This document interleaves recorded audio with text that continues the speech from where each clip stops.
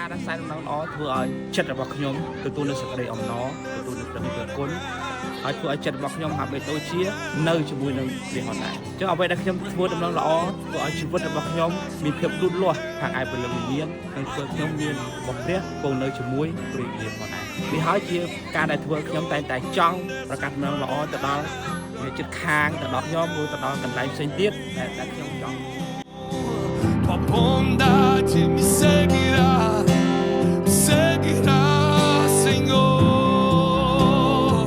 Tua bondade me seguirá. គាត់គេថាពេលពួកគាត់មកសាលាខ្ញុំអាចនិយាយអំពីសេចក្តីស្រឡាញ់របស់ព្រះដែលខ្ញុំមកធ្វើពីព្រះហើយខ្ញុំអាច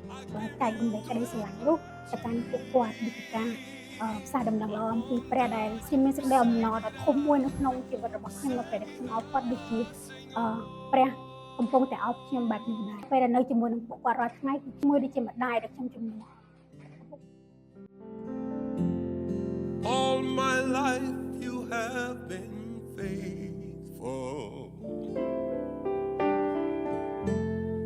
All my life you have been so very good. With every breath that I am able, I will sing. ហើយបង្គំមានអារម្មណ៍ថាជាមួយនឹងព្រះហើយមានសាសនាហើយព្រះអង្គកំពុងតែអោបខ្ញុំហើយមានអារម្មណ៍ថាមានប៉ាកំពុងតែអោបកូនហើយច្រៀងឲ្យប៉ាស្ដាប់បែបច្រៀងសរសើរដង្កើងតាមថាអត់ហ៊ានខ្លួនឯងធ្វើអំពើបាបតែធ្វើខុសប៉ុន្តែនៅតែអាចចូលចំពោះ